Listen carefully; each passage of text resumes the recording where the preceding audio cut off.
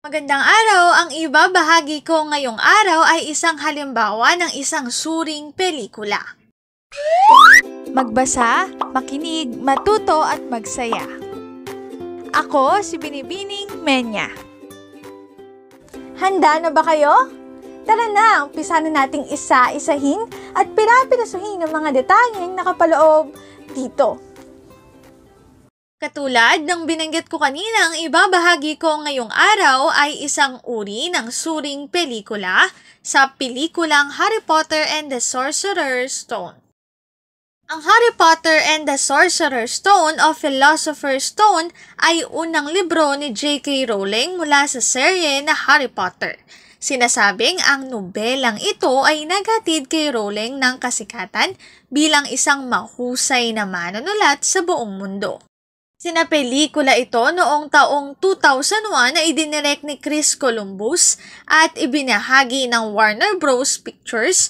Pinagbibidahan ito ni Daniel Radcliffe bilang Harry Potter, Rupert Grint bilang Ron Weasley, at Emma Watson bilang Hermione Granger.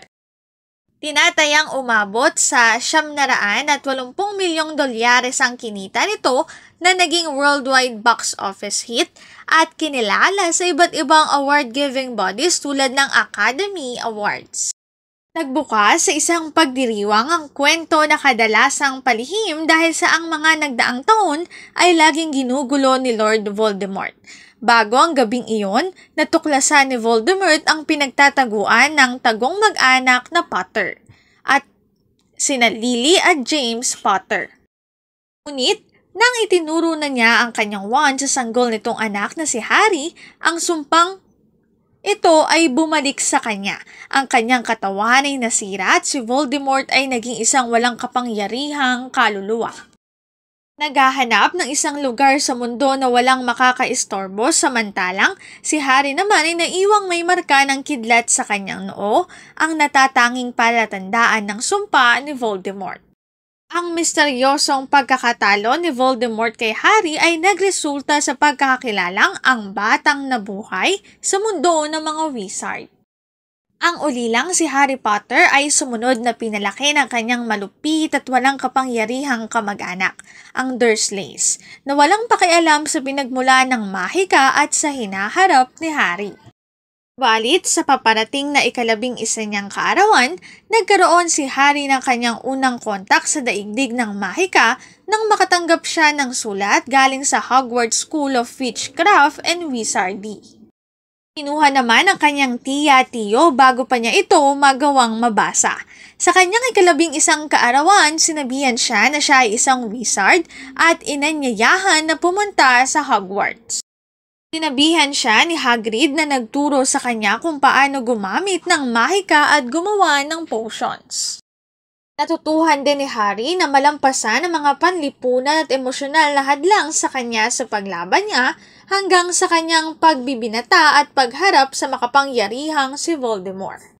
Marami man ang nangyari kay Harry sa simula, nalagpasan niya ito sa tulong ng kanyang mga kaibigan na sila Ron at Hermione.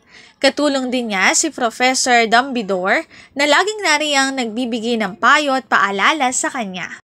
Totoo naman na nakuha ng pelikulang ito ang kiliti ng masa lalo ng kabataan. Ang mga karakter na ginamit dito ay nagpapaalala ng mga taong kilala na natin at sa mga taong dapat pa nating kilalanin. Tulad ng batang mataba na laki sa layaw na si Dudley o kaya ang malabos at mapanghimasok ngunit may malambot na pusong si Hermione.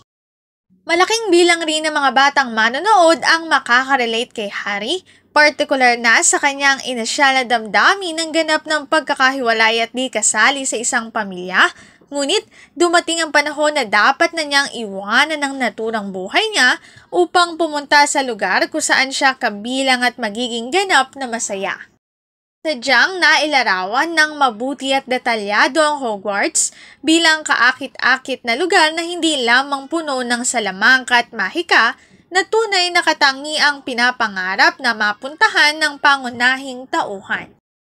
Iba't ibang pakikipagsapalaran ang dinaanan ni Harry kasama ang dalawang kaibigang si Ron at Hermione sa lugar ng Hogwarts. Malakas ang nais sabihin ng pelikula tungkol sa pakikipagkaibigan na naipakita sa mahusay na pagkakaganap ng mga artista.